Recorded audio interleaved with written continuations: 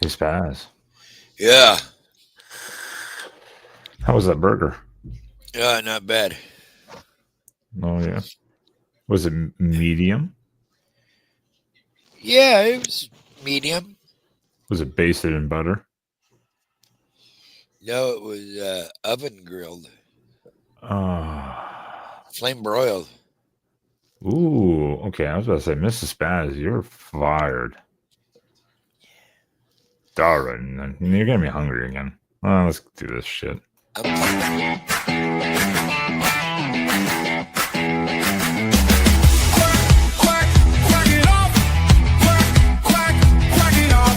Spaz sits all day and quacks off, then spends his time quacking off. Everyone loves quacking off. Quack, quack, get off.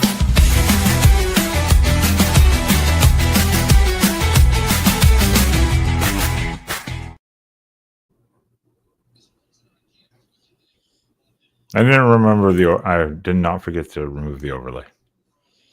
Yeah, good job. Hey, good for me. Welcome in, everyone. Welcome into the Quacking Off Show live here on YouTube. And it is just Spaz and I.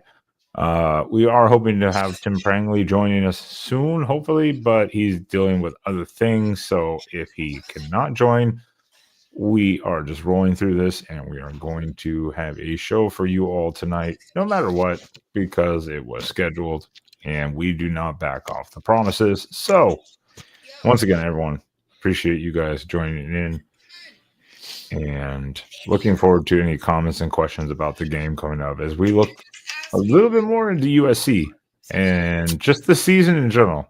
We can talk about all things tonight. We tell Mrs. Spaz to stop beating up the cat. I don't know.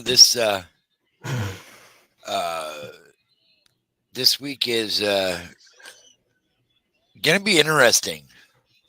The line started at 7.5, went all the way up to 10.5, dropped down to 8.5, and now it's back up to 9.5 or again. See, I just looked at it earlier. Depending on the sites you see, it's still 10.5. So yeah, I've seen 9.5 on a bunch of people's stuff, depending on where they're betting. And yeah. Damn it, Troy! I would really quack off if Tim was here. This would be a really fun show if Tim showed up, but he's having some family issues, so um, he was hoping to be here tonight. Um, Tuesday it was tentative, and he said that he had hoped to be here, and so I don't know what's up. Yeah. No. If Tim Hopefully did, everything's okay, and he's just running late or forgot. Dealing with LA traffic. Hopefully he didn't get ran over by the Trojan horse. Get it, or Trojan or horse. or illegal immigrants. Oh, sorry. Sorry. No, wrong show. Wrong channel. Um, Shit. the yeah, no. I mean, first and foremost, Tim needs to take care of himself and his family, and if he can join in, by all means, he has the link. He can join it anytime he wants. But it is what it is. So hopefully everything is okay. And we always wish the best for Tim. We don't want anything bad to happen. So hopefully everything is being handled there. But Got this some. is We've what? definitely gotten some interesting news breaks the last couple of days. A couple of different things have came through. So Ooh, please do enlighten us. uh, yesterday, um, Evan Stewart posted a picture in full pads and stuff, and it said the quote was, "Oh, now you're gonna make me look stupid." Me, you're the one who brought it up. How did I do this? Go away! Me No, making Spaz work. Oh my gosh. Oh, Kitty. no, damn it! It said, Greenheart incoming ... This is all God. Ooh, okay, that's a little mysterious type of messaging. So what that means, I kind of lean towards he's not gonna be on the injury report Saturday. But we'll see. Yeah, maybe he's waiting on like a final clear from the medical. Like you can practice, but you can't. You don't have to be cleared by the medical. You just can't. You have to be cleared to play. But maybe he's okay to practice. So maybe he's expecting to be cleared this week. So that will be interesting. I mean, we talked about this. We thought maybe Minnesota, Evan Stewart could be back. He comes back to the USC game. Holy shit! That's 2 games at the end of the year, and it clears him for the playoffs. So who knows? And he declared for a year of eligibility because it was correct. So he could do a medical. Yes, so he could stay an extra year. Because we talked about him at the beginning of the year. Is would he stay? Stop. If he's we're not doing this tonight. Poor cat. No, God.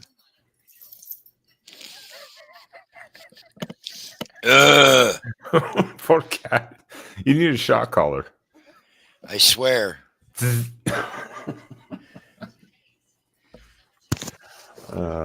Kitty abuse.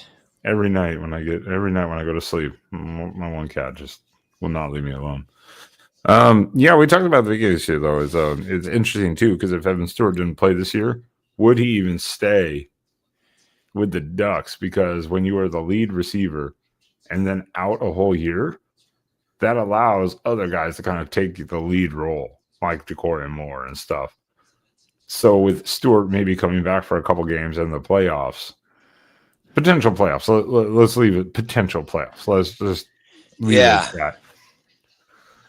That maybe allows him to, because he's been with the team, he just hasn't been playing. So maybe he's kept involved enough to become kind of still maintain the leadership role in the wide receiver room. And the other breaking news story I saw this morning was that apparently part of the reason why people think the line is so high is because USC, as Mr. Abraham pointed out Tuesday night, USC is most likely going to be without one, if not both, of their key secondary pieces. And apparently they have some other injuries that have stacked up over the last couple of weeks that Lincoln Riley's trying to keep a cap on, but people down in LA do not sound very convinced that USC is going to be without some firepower. It was one of their, I believe Ryan said it was one of their D linemen, and I believe it was their right tackle. Yeah, I think so. And their freshman running back that was started the year. Yeah. He's not going to most likely make it back for this game. He's practiced, but they don't think he's going to be. I saw this morning, they don't think he's going to be cleared to. Lincoln Riley doesn't think he's going to be ready. That would have been that was Brian Jackson, wasn't it?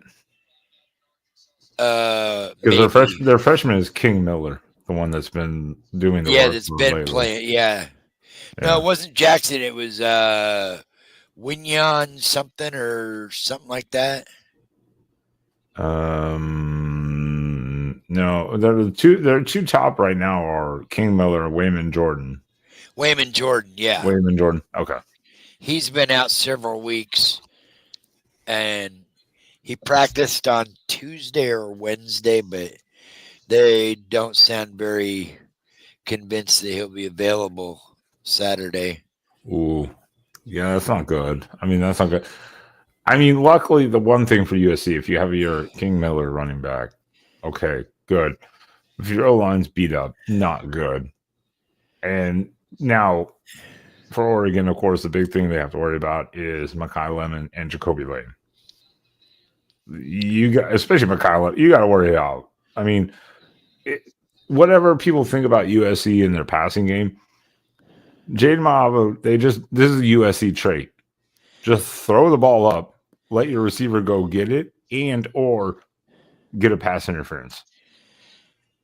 Because the defense, You put Finney on him, and you put Dylan Thiemann over the top if need be.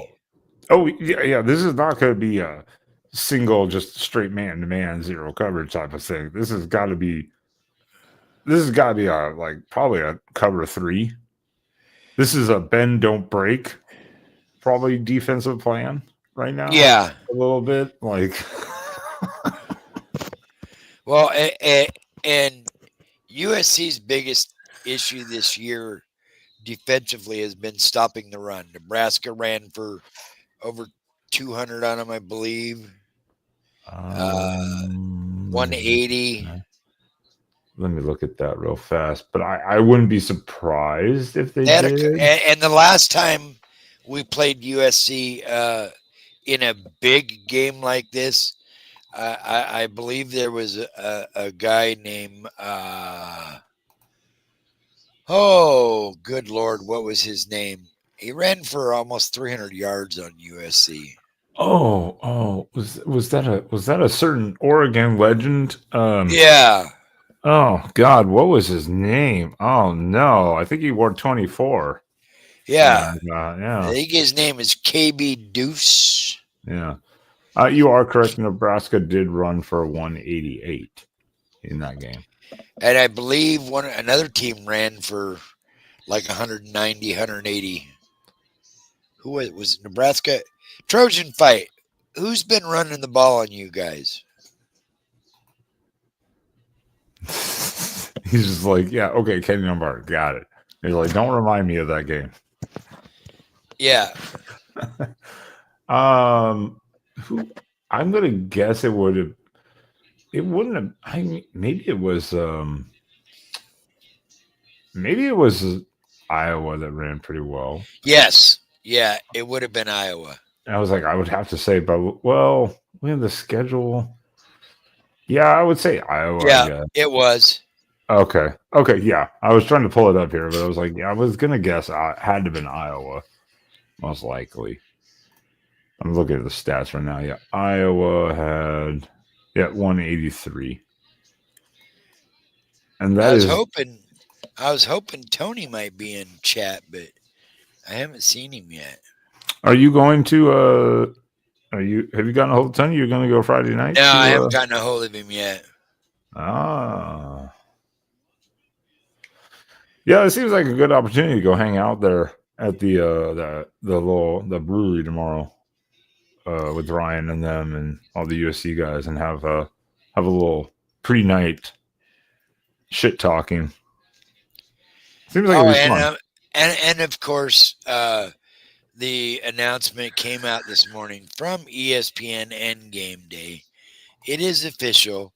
The GOAT, number 8, Mr. Mariota, is going to be the guest picker on there we go. Now in the morning, I'm glad I don't work till 10 a.m. my time.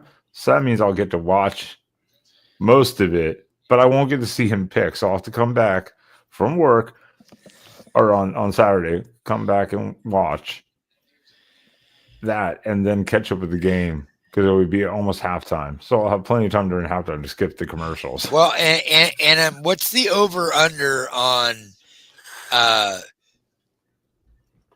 Marcus Mariota and Pat McAfee taking their shirts off Saturday? If we're talking, are we talking like half? No, I'm talking. No, it's only going to be it's only going to be McAfee. I do not see Mariota taking his shirt off. last game, Dan Lanning got up there with him. In the Mariota, Indiana game. Mariota is not that type of guy. Mariota is so reserved. Even to this day, he's so just soft spoken. I do not see He him drives a taking his Tesla, shirt- for Christ's sake. I don't see him taking his shirt off on national television. I didn't see Dan Lanning do it, but by God, he did it. 5:30 in the morning. That actually didn't surprise me. That did not surprise me at all, to be honest. I will just be honest with you. That did not surprise me at all. Let me see. What did Notre Dame have? He was 300. Hold on, let me see. USC Notre Dame. That's what I was trying to do, and then we got got sidetracked there with something. 350. Well, that's what I'm trying to look at here. With USC. Box score, Notre Dame had fuck me. No, fuck. Well, Trojan's right. If it doesn't turn into that type of game, Jesus. Notre Dame had 306 rushing yards. Yeah. Holy shit. Yeah. And they had over 200 in the air, I believe, as well. No, 136. Oh, I thought they had over 200. No, 136. Okay.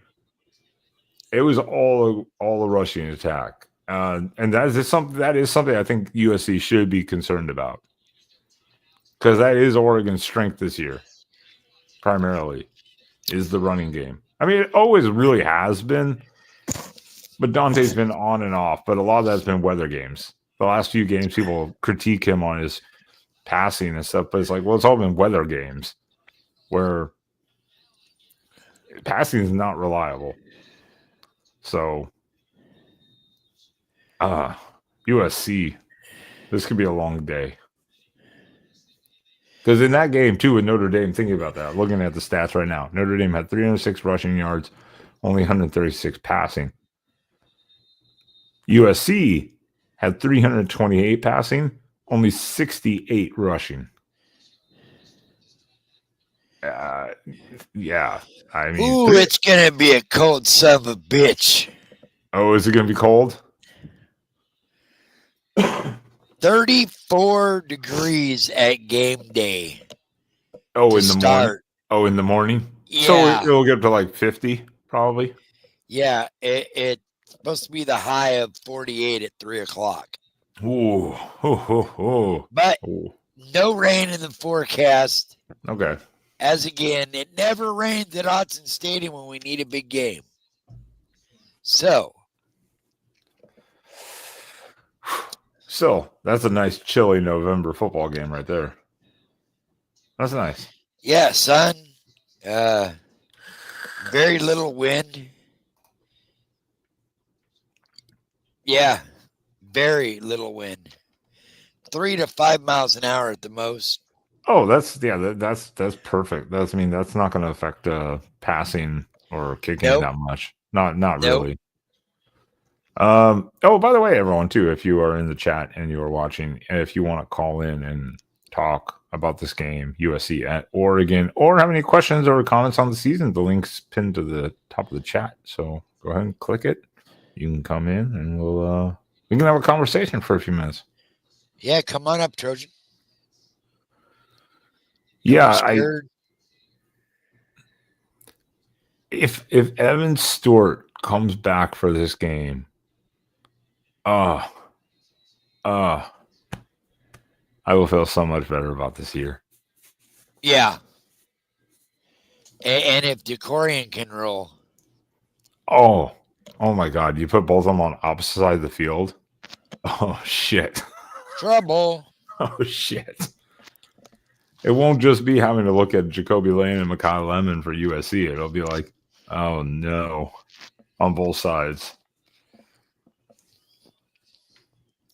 Oh, Could that'd be turn into a fun. shootout. Oh, I think it will be. I mean, I'm not that much off. We were going to ask Tim about his score prediction. We didn't do ours because Ryan was saying he thinks it's like 30-20 Oregon. So like he thinks they cover the spread in the sense of the 10 and a half ish. but he still thinks Oregon wins. And I'm in that realm of him. It's just different point totals. Yeah. USC and Oregon generally generally turn into shootouts a little bit. Yeah, a good majority of them. Yeah, I mean, there have been the couple games here and there where it's been like in the last 15 years, specifically 15, 17 years, whatever, where there's been a couple blowouts, but majority of them are pretty close. I know this is kind of off topic, but again, can they get rid of MetLife Stadium and find a new stadium to play football in? That stadium is a curse for football players, college, pro, whatever. I mean, Josh Jacobs just went down last week with another knee injury, courtesy of the turf at MetLife Stadium. I don't understand, why is the NFL allowing this to continue? Make them get a new stadium. Make them change it. Something. Too many guys are getting injured. Major guys, not just Joe Blow at right tackle that nobody knows. Stars. I mean, the receiver Malik Neighbors, their Cam Scatteraboo. I mean, all these guys are getting injured there.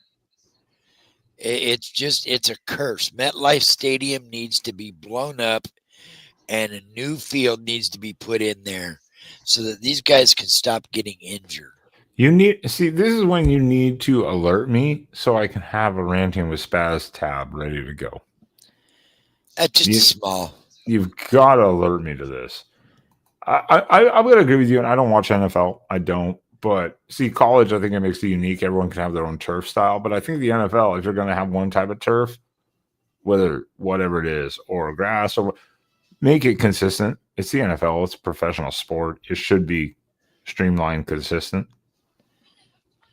You could argue, in college, each team could have their own conference type of thing. But in the NFL, it's a professional sport. It should be equal. So I don't know. Hey, Dragon, how you doing? I see you. Yeah, it's crazy. Yeah, it will USC still be in it?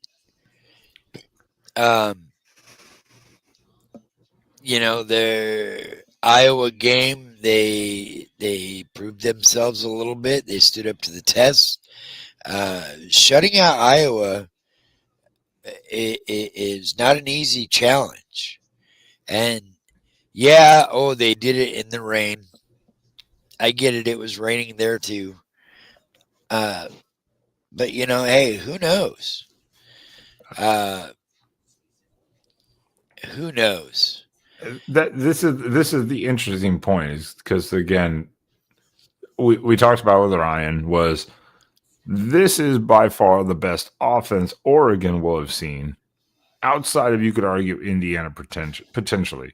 But Indiana played a specific style of game that game. So does USC have that same style of plan, or is just their normal? And then for USC, Oregon probably is still, outside of maybe Notre Dame, still the best offense they've seen also. So it's going to be interesting to what defense holds up the longest in this game, basically, and just doesn't have complete breakdowns in it. Or penalties, as I said, like just tossing the ball up and the DB gets a pass interference. Those types of things. I think that's kind of where the game hinges on. Who makes the least mistakes? Yeah, that's going to be the key. If Jaden Mayava has a 300-yard passing game but throws 2 picks, and Dante Moore throws for 200 but no picks, and then it looks probably pretty good for Oregon. So it's who, or and vice versa. So it's who has the least amount of mistakes. With USC, though, I do see the run defense as being probably the soft spot. And I'm assuming Dan Lanning and Will Stein are all, and Alik Terry are all over that. Just salivating. It's rotating their 5 running backs. Yes, because we've got plenty of backs. I don't even know who's in the game half the time. They rotate him so frequently. I'm like, who is this now? Oh, it's Hill. Okay, who is it? Oh, no. Okay, Lamar. Oh, no, it's Whittington back in. Okay, cool. Yeah. Oh, no, it's Davison. Oh, nope, it's Deer Hill. Yeah. I believe it was the Iowa game that the CBS announcers were like, oh, there goes this guy for 12. There goes this guy for a dozen. Oh, and now this guy's going for another 15. They could just put 3 different guys in on 3 different plays. Fresh legs. And you're halfway down the field.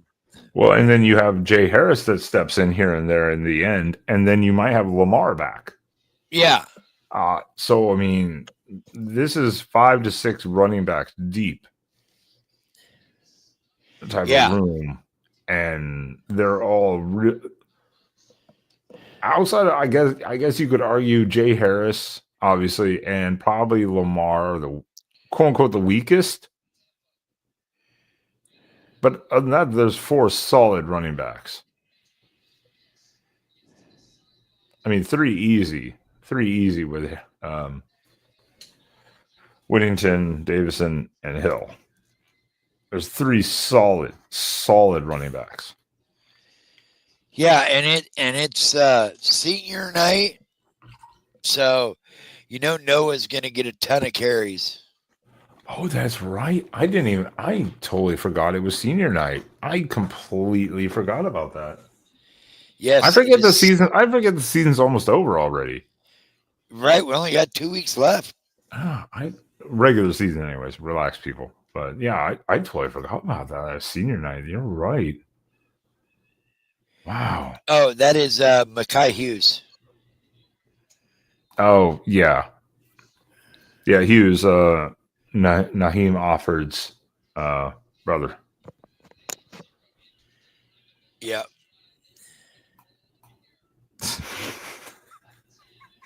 I wish. Wrong senior, Troy. I'm trying to get a 5% discount on tickets. Fuck.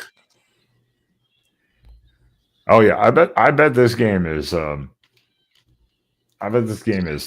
I'm sure it's sold out, or it's going to be. $125 for the cheapest. Okay, I found so far. I just saw 120. Now I don't know what seats those are, but I saw 120. So I mean, the point is 120, 125, whatever. I mean, it's the same range. So this game is probably going to be sold out. It's going to be max capacity. That's just how it is. Yeah. USC is, like we told with Ryan, is like, it's not Washington, but it's damn near second place. Damn near. It's right there. Yes.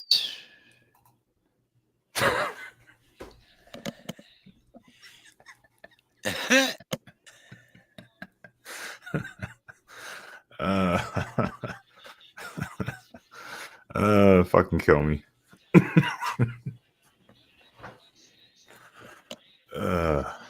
Yeah. I just wish this was a night game. Why does this have to be an afternoon game? I just don't get it. Fucking CBS and Big Ten screwing this shit up. What is the Big Ten night game this week?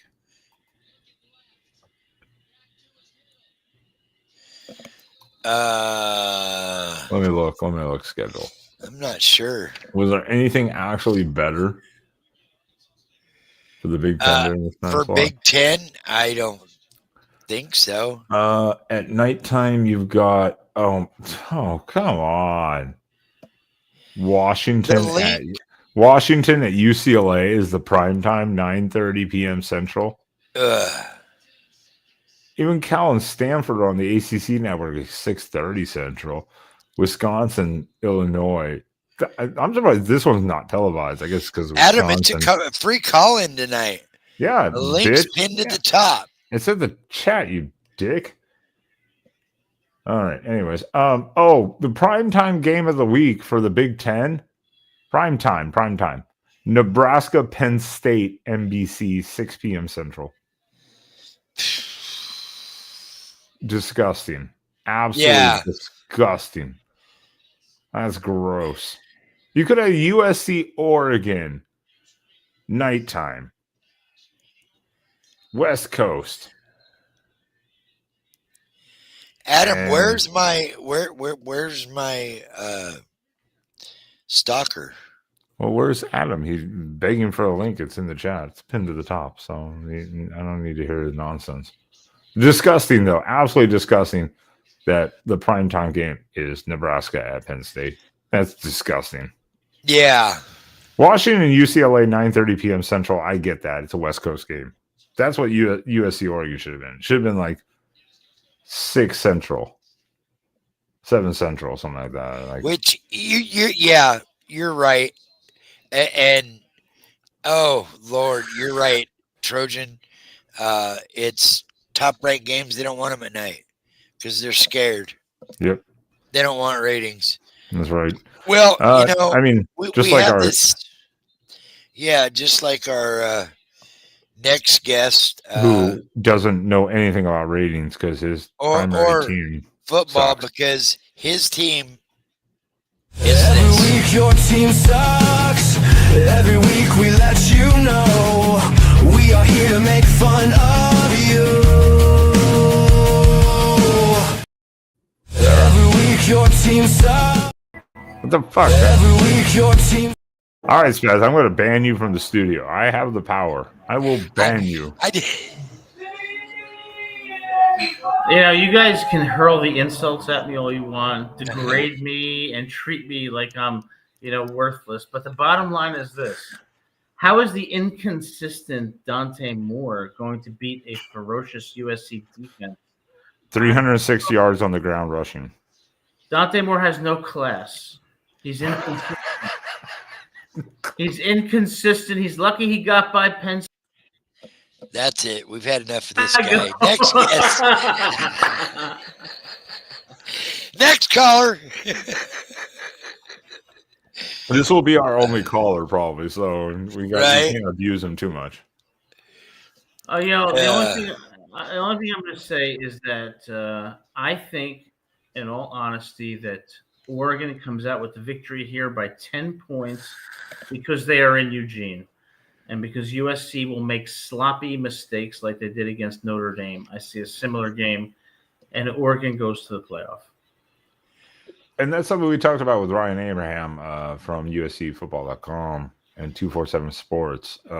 Tuesday was USC on the road has been drastically different than at home.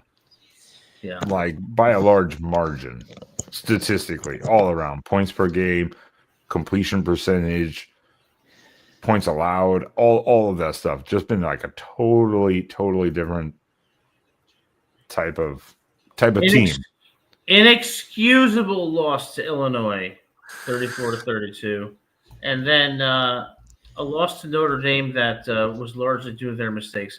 I suspect USC will turn it over twice, and they will lose the game probably something along the lines of 34-24. And they're lucky they even got by Nebraska, who was without Dylan Raiola in the last quarter. That's a very fair point too. There is the Nebraska game. Probably could have easily lost that one. Right. Probably could easily lost that. And yeah, a Trojan fight. Tim. If he joins in later on here, if we're still on. But yeah, he is probably busy dealing with some family stuff. So we wish the best for Tim and his family, and hopefully everything's okay. It sometimes it's really hard to schedule shows with guests Because when you're asking people to come on, they're taking their time, you're taking your time, and sometimes it's really hard to coordinate a certain time that works for everyone. So hopefully Tim's doing okay, and we can get Tim on at some point, especially if USC. Well, if USC loses this week, their playoff shots are over, so we don't have to worry about meeting the playoffs. But All right, 3 seconds to go. The Red Wolves are Oh, trailing yeah. the Fighting Raging Cajuns. I forgot about that game. Goal, down 4, 3 seconds to go, and they just used their final timeout. I forgot You that know game what? was on tonight. One thing I'll say about Tim. Tim used to do the USC Trojan show. He was fantastic. I mean, just a great host on that show. And Tim's fiery. He's fiery. He loves the Trojans. yeah, I mean, he would debate, and he was great. I hope everything's going all right with him.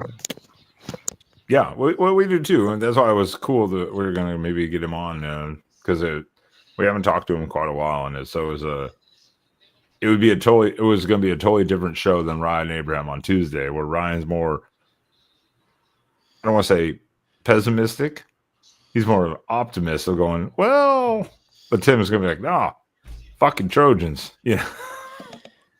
Listen, I gotta tell you guys something. That's really, really. I've been flying light lately, Spaz. I'm gonna tell you why.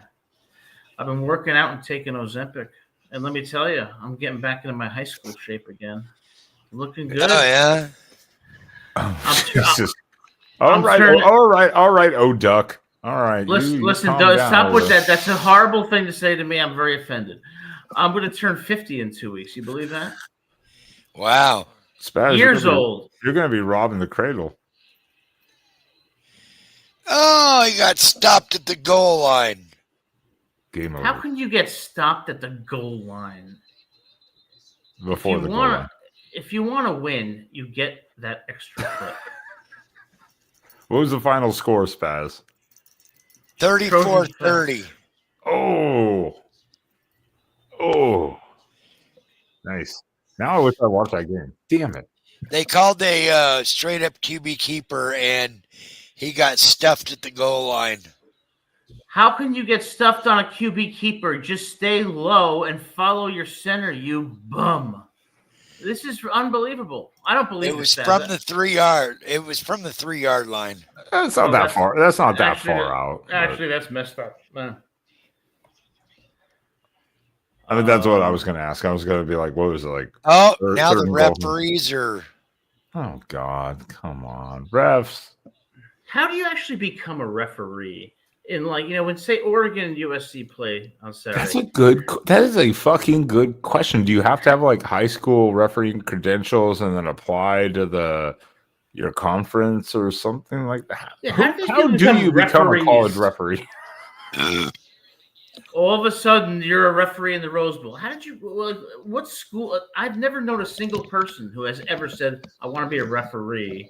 And where they go to school for it, or I mean. I'm assuming you have to do like through high school and then you apply to a conference. I guess they assume that you have a good track record. Then you have your training you have to go through every year and be willing to travel. But that's a good question. I don't even know how you become. How many times have you seen on any like Indeed or whatever, LinkedIn, have you seen running backs coach position be offered? You know what I did see on LinkedIn? I saw an application to be the head coach of Penn State. And I thought about applying.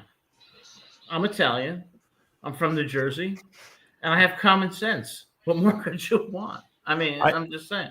I have applied to be a defensive back coach for a high school in our area and actually for North Dakota, not North Dakota State or anything like that. University of Minot in North Dakota to be the running backs coach. That's cool. I never heard back from them. Shocking. And their team sucked. They won like one game that year. And I'm like, they fired the entire staff. And I'm like, so you're not even going to reach out to be like, well, it can't be as bad as it was. You know? Sometimes I think people who do not have as much experience in football would actually be better coaches because they're not so intertwined in the game where they lose the forest from the trees. But Yeah, I think sometimes like something that like Dan Lanning has done really good with Oregon is he goes outside the box and he looks at these up and coming guys that are newer.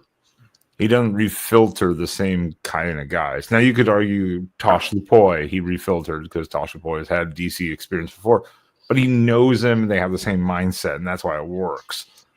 But like Will Stein, people are like, who? yeah, You know, and even Kenny Dillingham at the time, people were like, yikes, really? He's never even called the offense before at Florida State. So or Auburn. So it was like, okay. And goddamn, everything's worked really well. So the hardest thing is to identify those coaches who are going to be great but aren't. I have breaking news.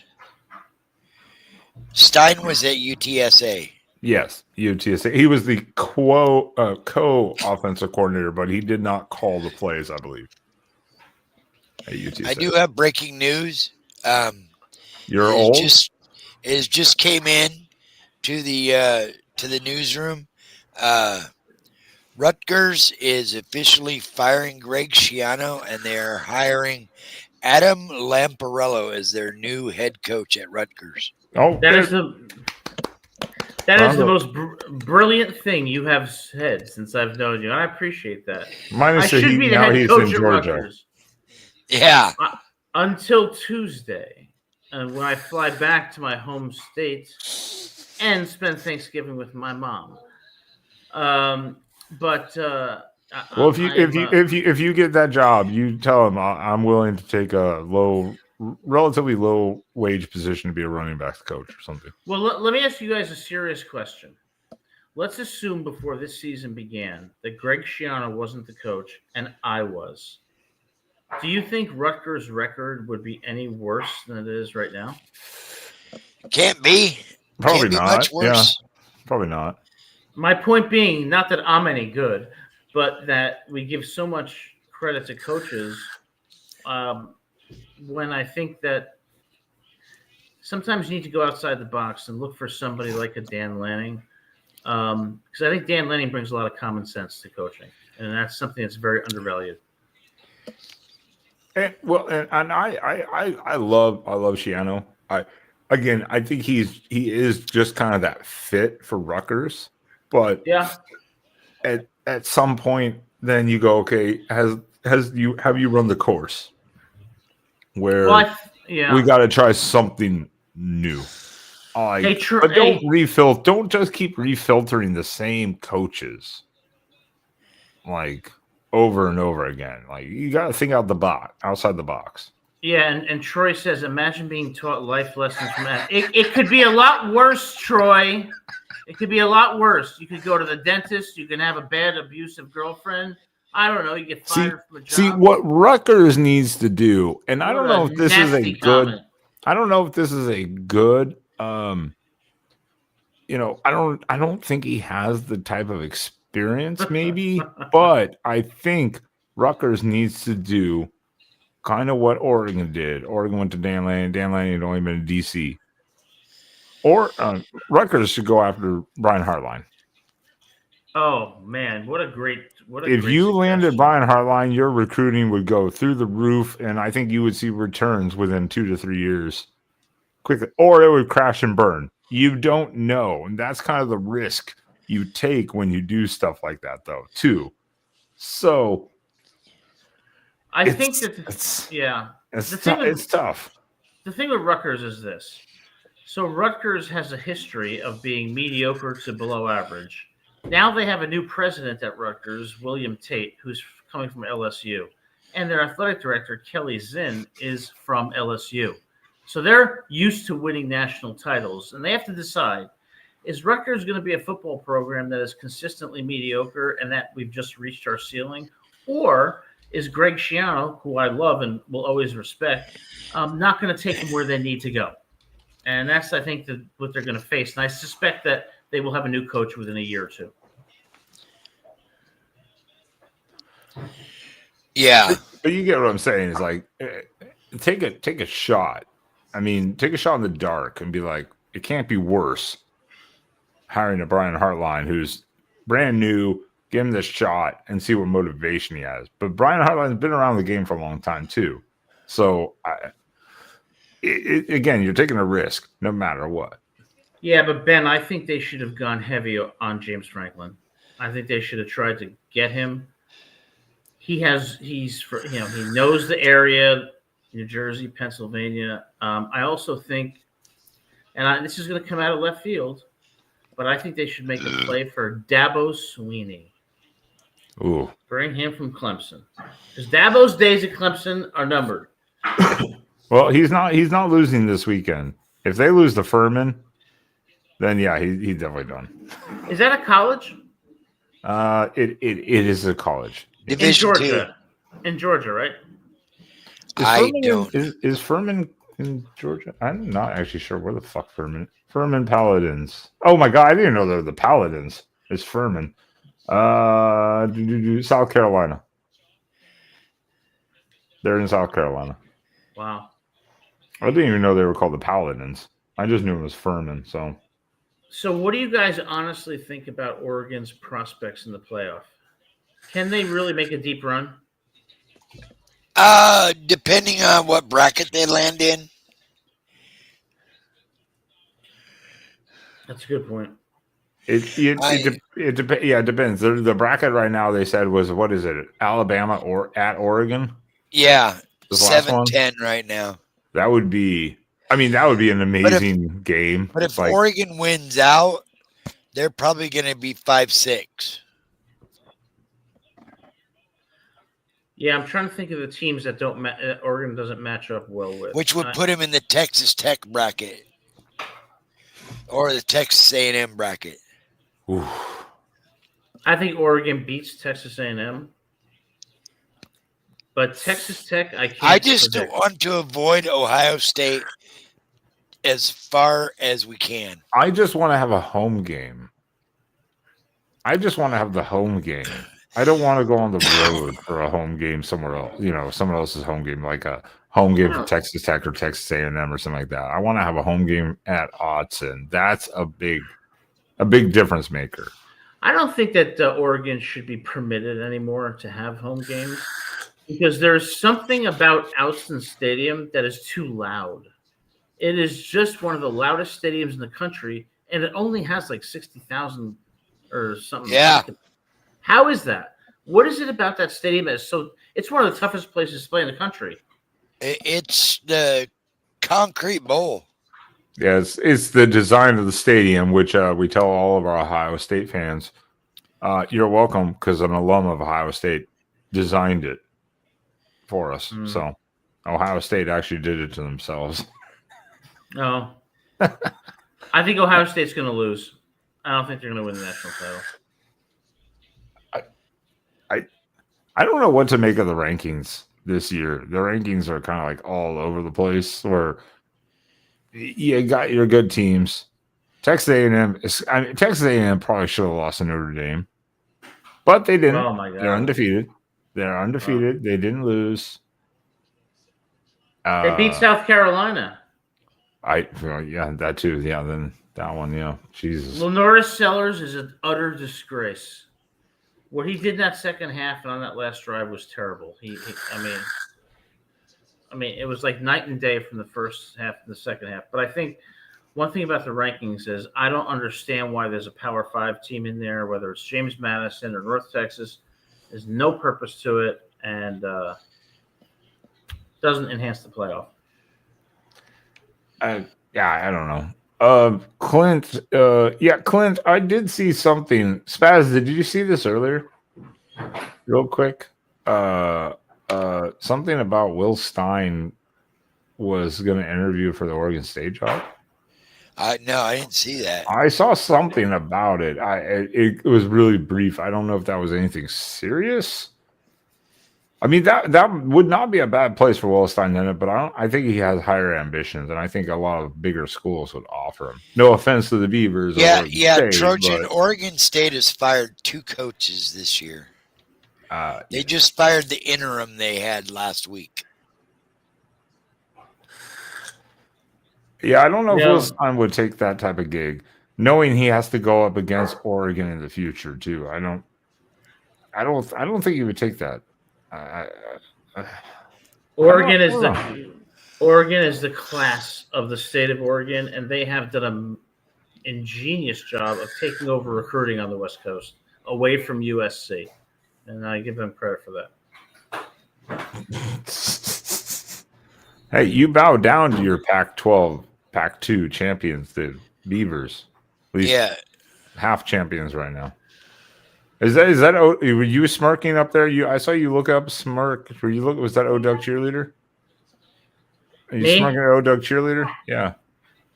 No, I just get traumatized when I think about Oregon State because in 2007 or 8, Oregon State had a running back called Jaquez Rogers, I think his name was, that upset USC. They had the Rogers brothers for Son of a while there. bitch. Yeah. God Yeah. damn it. Damn it. But yeah, they were good that year. That was the And- voice of O-Duck cheerleader. That was the That's voice. O-Duck cheerleader in the background. O-Duck. That's O-Duck. You know, guys, I've created a new 10 commandments to replace the original ones. I was gonna introduce them here tonight on this show because I think it's special. Yeah. Yeah. We're waiting. Well, we'll talk about that a little later.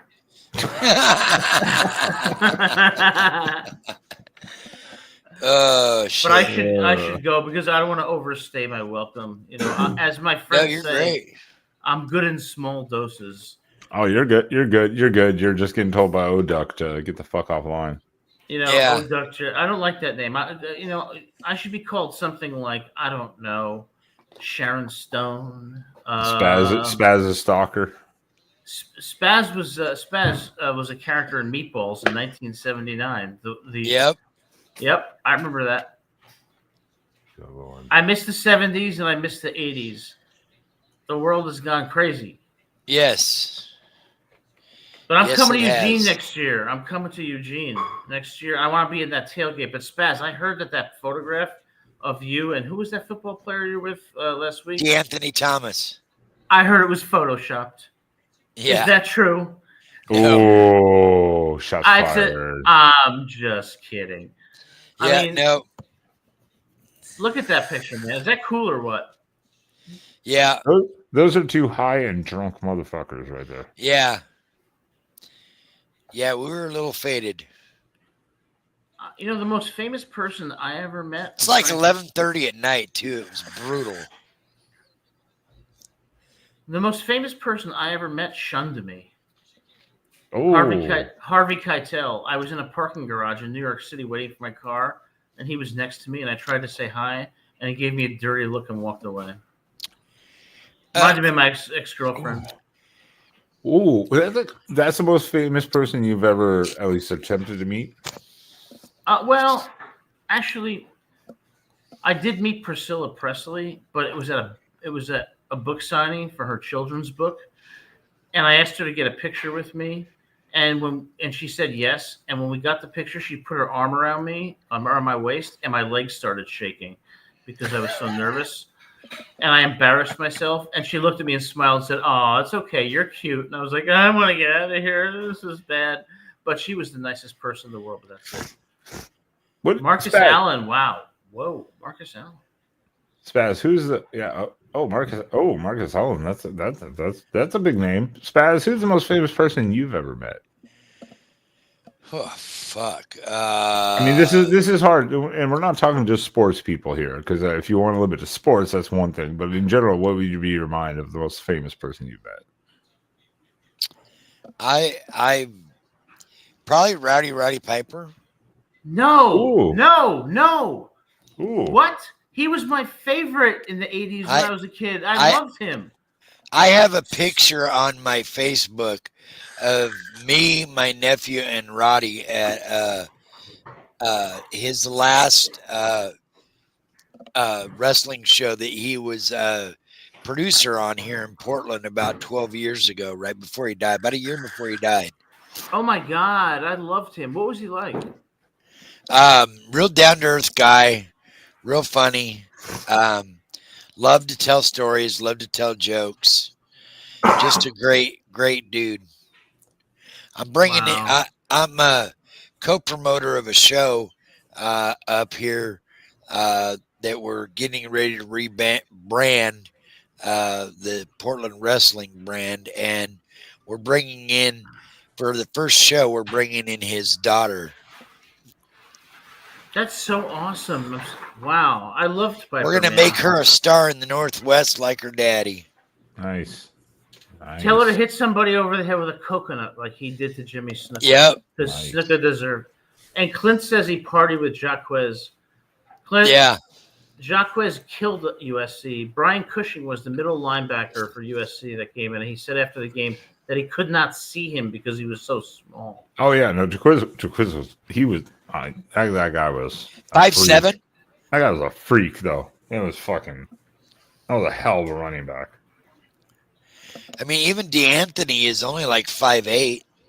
Yeah, that was, He's only like that much taller than me. Jaquiz was ripped. Like Jaquiz was a stout running back. He would just pummel people.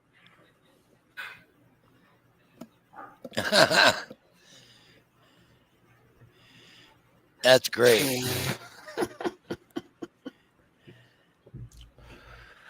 Yeah, I mean, that's why I was like, it's an interesting topic when you say you met famous people. Like you had DeAnthony Thomas, which I mean, by God, if I could meet DeAnthony Thomas, that'd be awesome. I've never met any Oregon players in person, unfortunately. That's really been kind of unfortunate. I did get to meet Clyde Drexler and Rick Adelman of Really? the Blazers. Yeah, as a kid. I've got there's a photo of me and Clyde Drexler somewhere, or at least Rick Adelman. How tall was he? Clyde Drexler? Oh, he was like legitimately 6'6". Like 6'6", 6'7". Yeah, he's giant. He was giant. I've been bands like Caesar, Stained. Stained was high off their ass when I met them. Yeah, you could tell they were blazed. They didn't know where they were. I met Mick Foley. No, are you serious? I had a book signing. I have those books and it's signed by him. Nice. Mick Foley was fun to meet. I still love to meet him again. We might pay for a cameo this next upcoming season.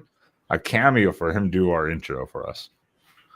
Do you remember the Hell in a Cell match? Of course. That was unbelievable. What he did, he could have killed himself. No, easily. That's what made his career. That really made his career. Yeah, he wouldn't deny it. I met a bunch of different people over the years of different statures and stuff like that, and from different professions, even like famous TV cooks and stuff like that. Me and Sam have met some of them.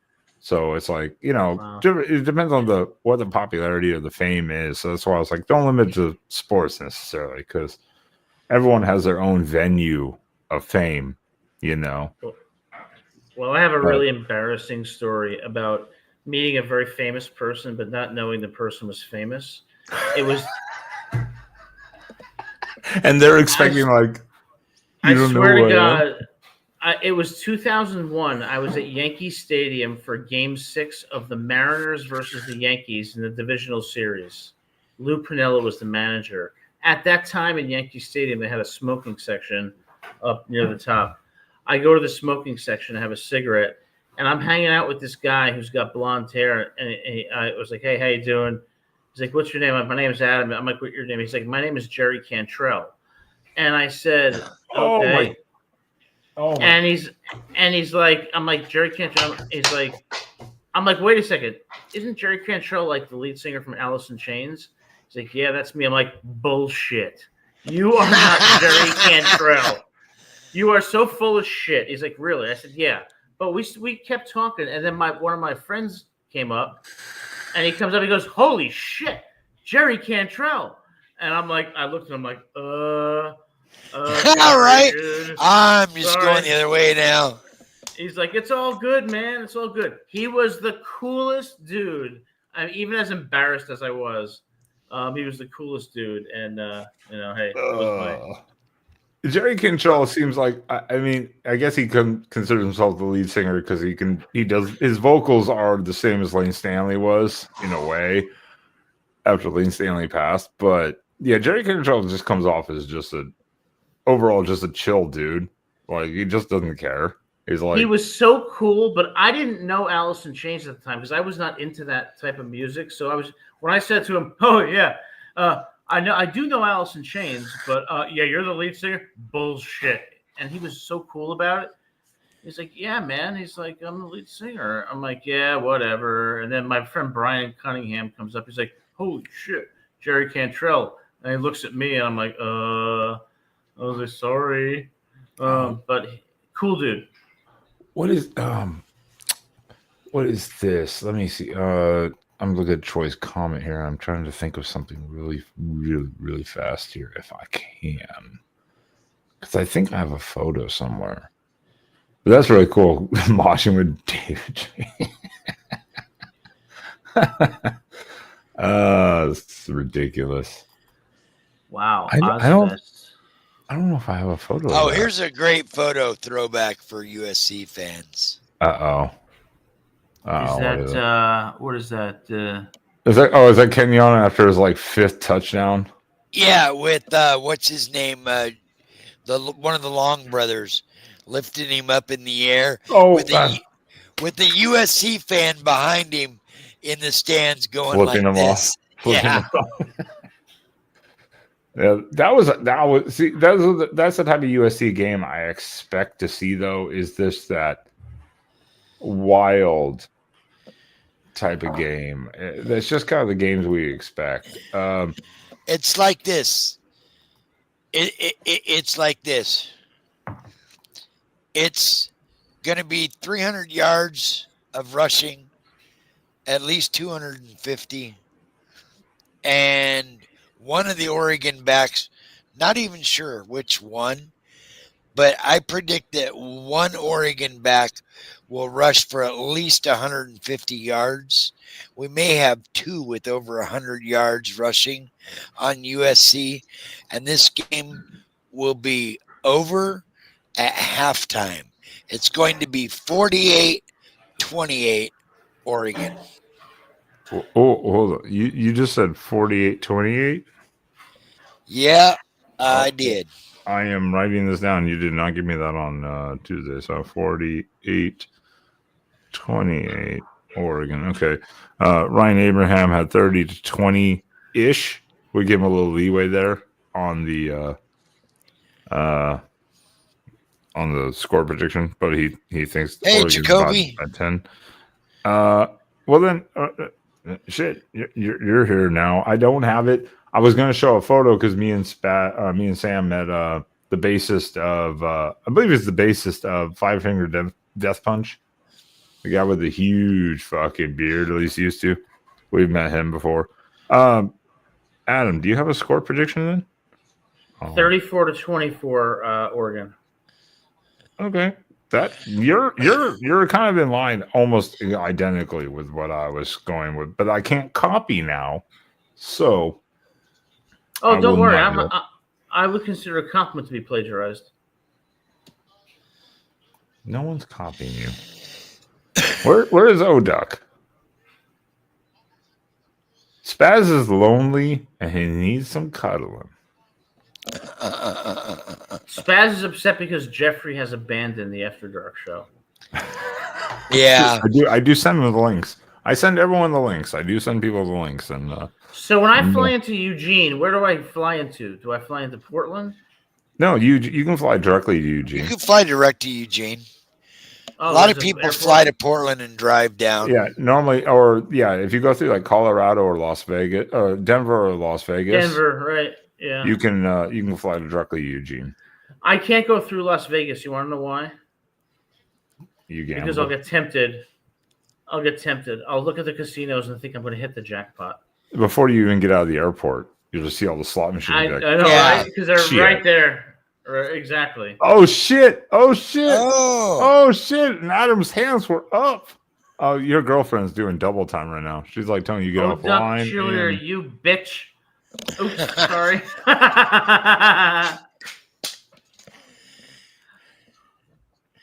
I'm in line. I'm in line with you though, Adam. Though score prediction wise, I'm.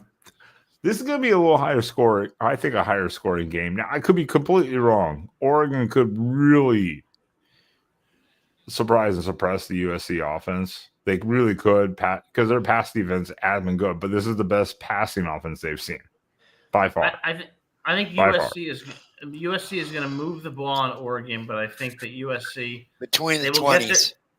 Yeah, bingo, Spaz. They're going to get their points and they're going to get their yards, but they're going to make mistakes. And I don't think in the red zone they're going to have problems. I think that's where the mistakes will be. Now, I don't know how D'Anton Lynn is a good defensive coordinator for USC, so I don't know. I think Dante Moore is not going to be perfect, but I think Spaz is right. The running game is going to take off, and that's what's going to make the difference. And that's what makes this so hard, because I want to say they're going to win by 20, but at the same time, I'm like, these games always come down to like a 10-point margin, usually, or less. That's why, unless Kenyon Barner's in your backfield. Yeah, that's why it's tough. Yeah, that was the 2011 game, and even then they didn't dominate. How many home walk through that bitch? The one thing I will say is that when I look at the Oregon Indiana game, that was the weirdest game in the world because I didn't feel like Indiana dominated Oregon. It just seemed like Oregon just made some critical mistakes, but I think in most cases, I think Oregon would have won that game. And Dante Moore was up against a very dominating defense. It was the first defense that really flustered him. And when he got his chance at redemption in the pouring wind and rain in Iowa, about 4 or 5 weeks later, he redeemed himself with a game-winning drive, and I think that built his confidence back up again. That was unbelievable in Iowa. Unbelievable. Well, and Glenn's making what? Glenn's making a good point. Indiana had a great game plan. They had a great the simulated pressures they brought really did throw. If you watch that game again, watch the drops that they do on the D line, and it threw the whole offensive line completely out of whack. Almost all of the game. They just did a phenomenal job. So I have always praised Indiana because goddamn, they did everything they needed to do.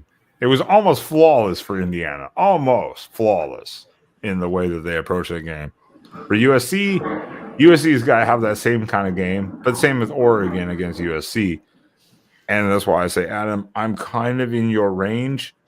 I'll change the score a little bit. I will go 37-27 Oregon.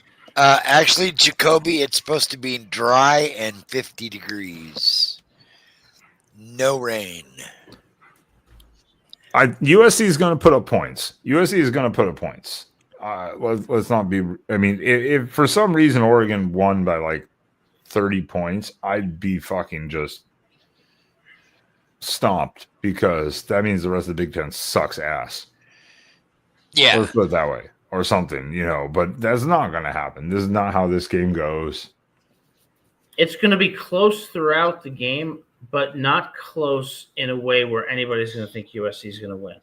I think it's going to be a lot like the Notre Dame game. Yep.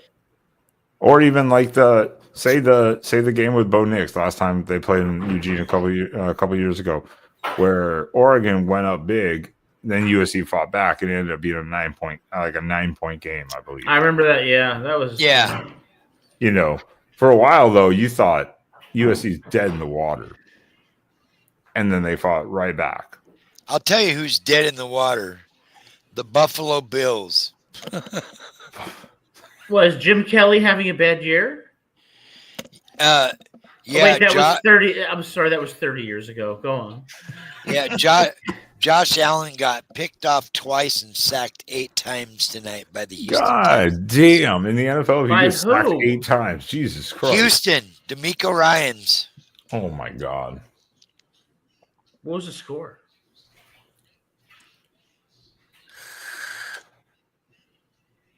You know, Spaz. the Giants. That was New York 23-19. The Giants should be in the playoffs. They're the best team in the NFL that has lost the closest games and blown every one of them. Yeah. If Oregon, USC, and Excuse me. Michigan Fuck. all go 10-2, are we all out? No. I think if they all go 10-2, Oregon is most likely to be in, and then USC would be the second most likely to be in. Michigan, no. Yeah, because yes. But Michigan would have beaten Ohio State. And I don't think that's going to happen this year. Yeah, I get the aspect of the conversation. That's why we tried to do this the other night on the After Dark, I think, and talking about the 10-2 teams. And I'm like, holy shit, head explodes because of the tiebreakers, potential situation and rankings. And it's like, holy shit. I mean, you could make an argument that if that happens, that Michigan should be in because they beat the number one team in the country, that USC should be in because they beat Oregon. So you could go reverse and say Michigan, USC, Oregon, but I don't think it's going to pan out. And USC beat the hell out of Michigan. Yeah. So yeah, that's why I was like the scenarios in that type of situation are kind of mind-blowing, because then you have to look at how the SEC beats itself up. If that happened, I'd call BYU on the phone and say you have no class and you don't get into the playoffs. I'd nix BYU, and I would nix the Big 12 champion too. But unfortunately, the rules are as they are. Yeah, we are. We have no say in this. We are just the viewers, and we just have to live in the world that everyone else does. It's just kind guys, listen, thanks for having me on the show. I don't want to continue wearing out my welcome, but good luck this weekend, although I'm a USC fan. Best of luck to you. And, hey, I'll call into the show after the USC game. You know, who knows what's going to happen. Yeah, and have fun with your big noon kickoff. We're going to upset Ohio State. Nope. Nope. Good seeing you guys. Thank you. See you, O-Duck.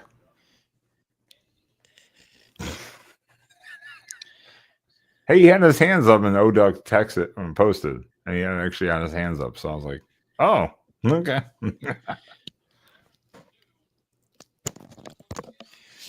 Yeah, it's hard to say. All right, let's wrap this bitch. Yeah, I'm done. I'm tired. I'm just saying, I know. I got to work in the morning, too. Not early, but I got. Oh, look, O-Duck even waved goodbye. Well, yeah, of course. Adam he got off screen, so. Well, we didn't have Tim of it, unfortunately. I did change the title, so again, unfortunate circumstances. Tim's dealing with this some personal stuff, at home. So hopefully everything is good on Tim's end, and maybe we'll get him on another day. Maybe we can get him on the post game even. We'll see what happens. We'll reach out. We'll see if we can come on the post game even and talk with us. That'd be fun. So we've got our score predictions though. Ryan Abraham also 30-20 Oregon-ish. Spaz 48-20 Oregon. Or 48-28 Oregon. I have 37-27 Oregon, and even now I'm 34-24. And it seems like a lot of the chat says, no, Adam. No. Bite your tongue, sir. What we'll do is we'll get the hell out of here. I appreciate everyone being here. We appreciate it a lot. Hit that like button if you can really quickly for us. Helps spread the show out. Helps just the algorithm. Doesn't hurt you at all. Consider subscribing if you haven't. And Spaz, we will be back here on Saturday for the post-game show. That is correct. About 6 p.m. Central, 4 p.m. Pacific. Somewhere around there, yeah. Yeah, and then Sunday night we might bump it to 5 Pacific, 7 Central, because that gives you a little more time to watch the I game. gotta catch up with the game. I won't get home till almost halftime. So Yeah. it'll give me a little time to figure shit out and digest it potentially. But then we'll be on Sunday night for the After Dark show. Cover Yep. all the weekend's SEC beatdowns of pathetic teams. Yeah. They won't have this excuse next year. 'Cause next year they got to play 9 conference games. Yeah, but I think they're still scheduling I think they're still scheduling FCS late in the season.